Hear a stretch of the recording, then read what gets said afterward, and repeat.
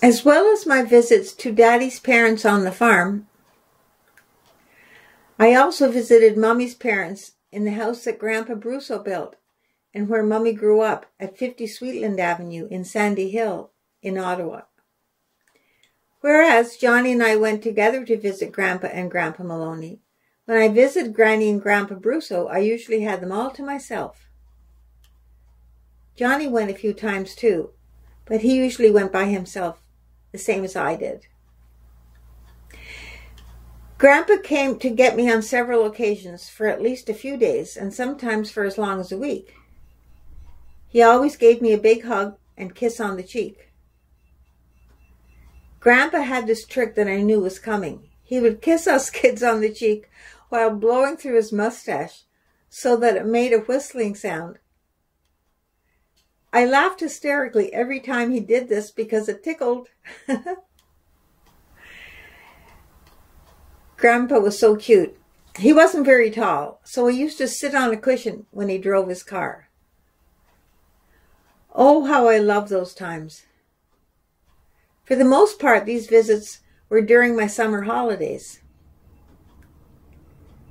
I remember entering the house by way of the back porch located at the right-hand side of their narrow driveway, which was on the left-hand side of the house as you were facing it.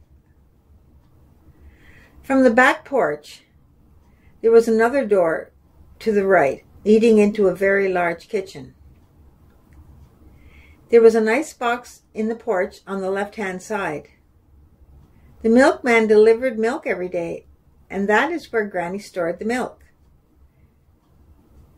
I remember in the center of the kitchen there was a large table, and behind the table to the left, there were narrow, winding stairway that led up to the room that became mine for as long as I was there. It was a room straight out of a fairy tale with frilly curtains and bedspread, and I loved it. It was so private and cozy. There was a door at the bottom of the stairs and one at the top. As a kid, I had the feeling like it was my own little apartment. There was even a typewriter near the window, a really old typewriter. I remember trying to type on it, although I'm not sure if I was allowed to. The window looked out over the cute little backyard. In the yard was the wooden swing that I loved to swing on with Grandma. The porch, kitchen, and the magical bedroom all had a distinctive, really nice smell that is locked in my memory. Maybe it was the wooden floors or cupboards. I don't know how to explain it. Sort of like a new car smell, but different. Grandpa spent a lot of time in the basement building wooden furniture, so that could be part of it.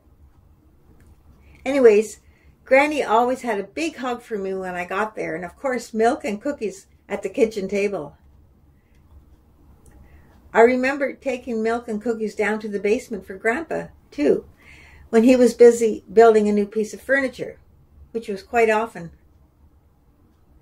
Milk and cookies were always a staple when visiting Granny and Grandpa, even when we got older.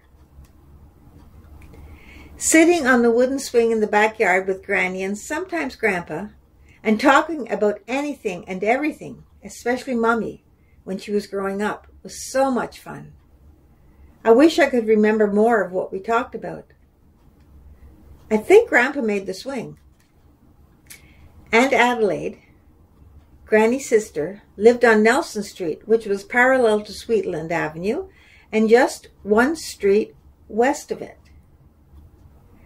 Aunt Adelaide lived in the house directly behind Granny and Grandpa's.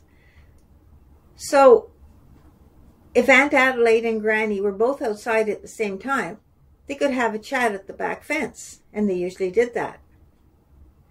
I remember going to visit Aunt Adelaide with Granny one time. I think we had to walk around the block to get there. I don't think there was a gate in the fence. Aunt Mary, who was another one of Granny's sister, lived in Granny and Grandpa's house, but she had her own little apartment. The entrance to her apartment was at the front of the house, whereas Granny and Grandpa's front entrance was to the right and down the little walkway.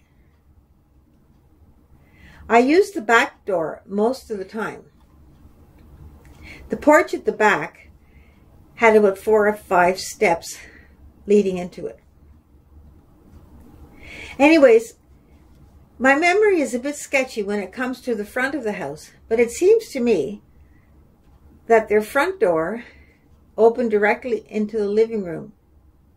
And I think there was 1 or 2 steps leading up to the front veranda.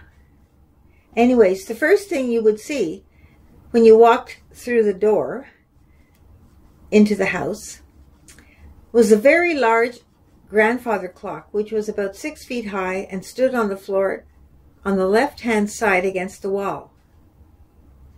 Beyond the living room was a hall which led to the kitchen. On the right-hand side of the hall was the entrance to the basement. Granny and Grandpa's bedroom was off of the living room to the left. I remember a window above their door, which I guess you see a lot in older houses.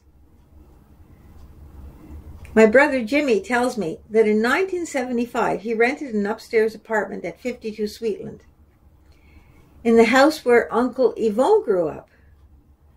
Uncle Yvon married my Aunt Carol, Mummy's youngest sister.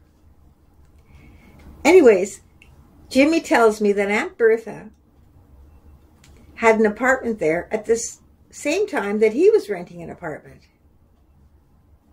He says that Aunt Bertha was a lot of fun and that occasionally they would have a gin and tonic together. I thought that was kind of cute. I miss you, Granny and Grandpa, and I love you both just like I did when I was little, maybe even more. I can't wait to see you again. Hold a spot for me, okay?